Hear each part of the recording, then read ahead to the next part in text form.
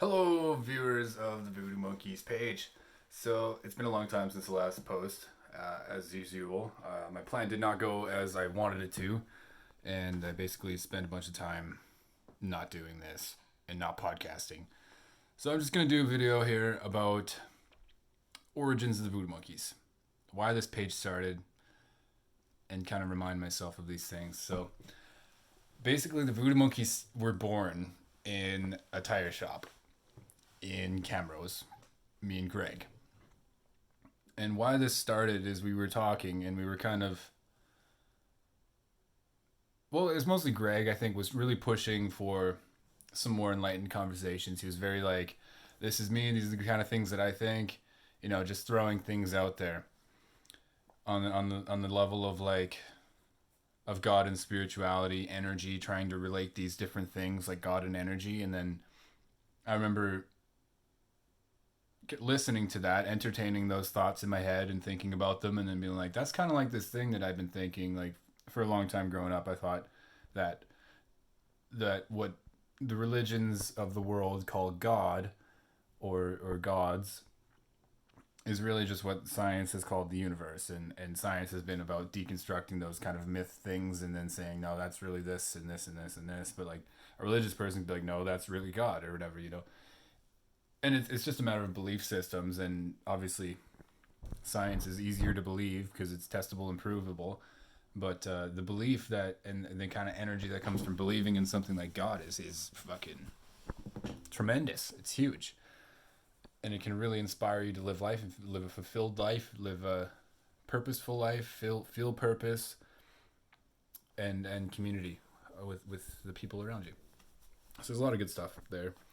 But basically, yeah, it was that genius thought that God, energy, the universe, they're kind of interchangeable, and they're all just these words that represent everything, all that we can see. And like everything's made up of energy. All matter, you break it down, there's energy release, and then there's smaller bits of matter, and then you break those down, and energy is released, and there's smaller bits of matter. So it's like, it's almost like everything's kind of this harmonic energy that plays off of each other.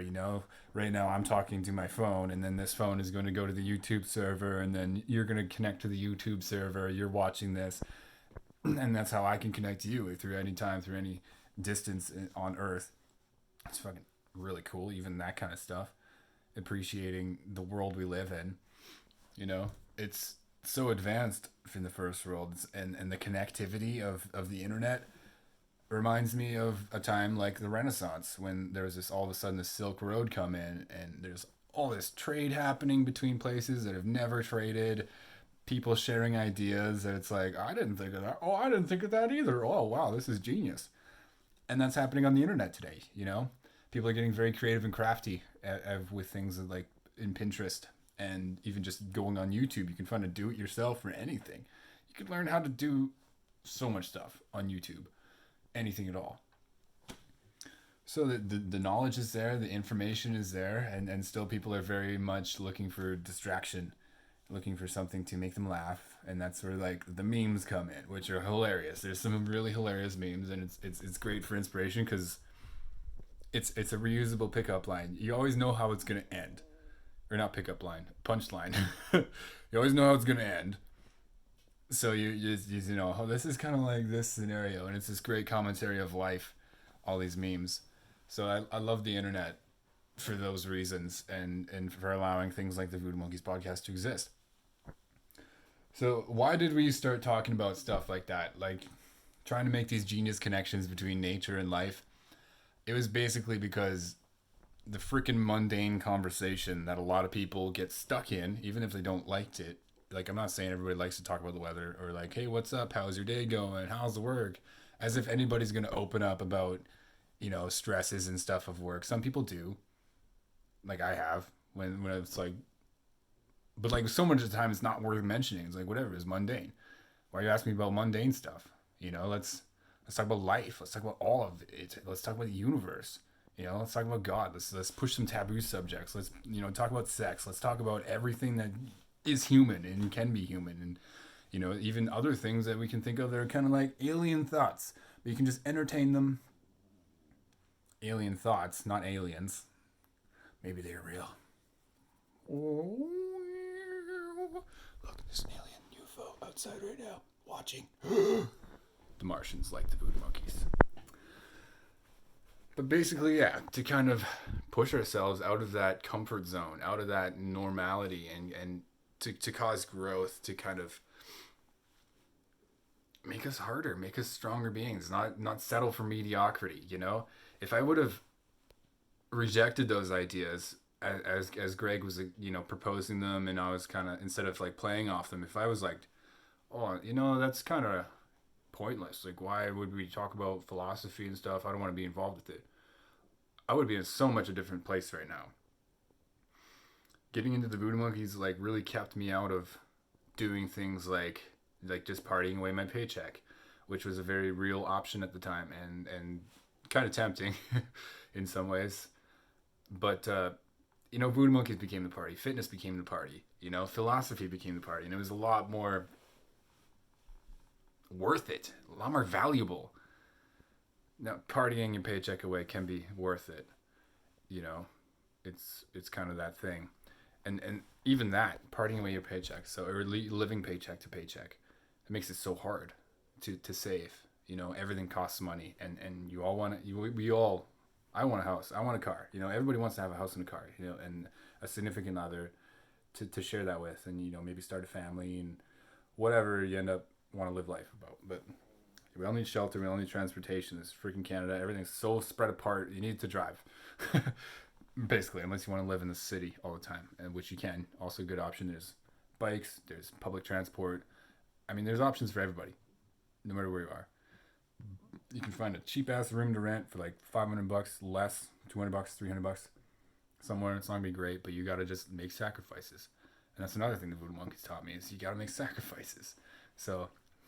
what I ended up doing was sacrificing my morning time, getting up early, like really early, driving into town early, going to the gym before work, and working out for, you know, an hour to 2 hours every day. And that made a huge difference in my life. I don't do that right now, which is kind of bad. It's a challenge. I've got to get a gym. And I've got to like make a workout plan and sticking to it alone is harder. You know, it was a lot more easy when there was Greg calling me every morning. He would call me. Wake up for the Monkeys! Come on, Panther 1! It's time to train. It's fucking leg day. And I'd be like, yeah, I'm into it. And I would go. I wasn't like, fuck this. I'm sleeping in. This guy's nuts. I was like, this is legit. This is. I'm going. You know, I didn't give up. I went all the time. And doing that pushes you, makes you better. It keeps you out of trouble. You learn a lot of good stuff. The kind of connections and way I can understand the world, interpret the world, there's less that surprises me now. And there's a lot more that entertains me. And I can kind of not take things as seriously. I can kind of show people it's like, you know, you could do it a little different and it might be better. And they're like, shit, I didn't think of that. It's a good idea. You know, being more of a positive force instead of being more of a dragging force. Always being mediocre can make you kind of be a drag. You just become mundane, mediocre, and there's nothing wrong with that. Some people that's really just their happiest point. And I'm not saying don't be that. I'm saying there's a lot of benefit to not being that. But it feels like pain, you know, and it is a kind of pain. You gotta accept that, but you gotta not be that pain. You're not gonna let that pain control you. You gotta be the thing that's driving you through the pain. You're saying, okay, this is hard, and instead of saying, I want to quit, say, I hope this goes quickly because this is hard and I want it to be done. Nobody who does anything, like, nobody who runs a marathon is thinking like this is easy. Or like, you know, or an ultra marathon or something is thinking, I'm doing this because it's easy. They're doing it because it's hard. They want to push those limits. They want to become better in stronger and more endurance. Just saying better is kind of like pretentious, I guess. I don't know. But that's pretty much what the Voodoo Monkeys was started about. Is this kind of optimizing who we are, not being mediocre, and finding happiness with things that aren't destructive. You know, finding contentment and true happiness through things that construct a better person, construct a better self. You know, uh, like my character has gone leaps and bounds better than it was, and I was kind of on this journey of self destruction because I met the Voodoo Monkeys started when I was like 20 or 21. I think 20. Well, actually, I think the first episode was recorded when I was 21. So I'm 24 now. We've been doing Voodoo Monkeys for like 3 years. After Greg left, there was a lot less Voodoo Monkeys things going on because that guy's just an unstoppable locomotive of ideas and interpretations and truth and reality and how those things connect and connecting. You can fucking connect anything to anything else. It's honestly hilarious and awesome, and I miss that guy a lot. I don't know where he's been to, but he's off the grid. I don't know what's happened to him. Last time I talked to him, he had some health issues, and I hope he's fine. Prayers to Greg.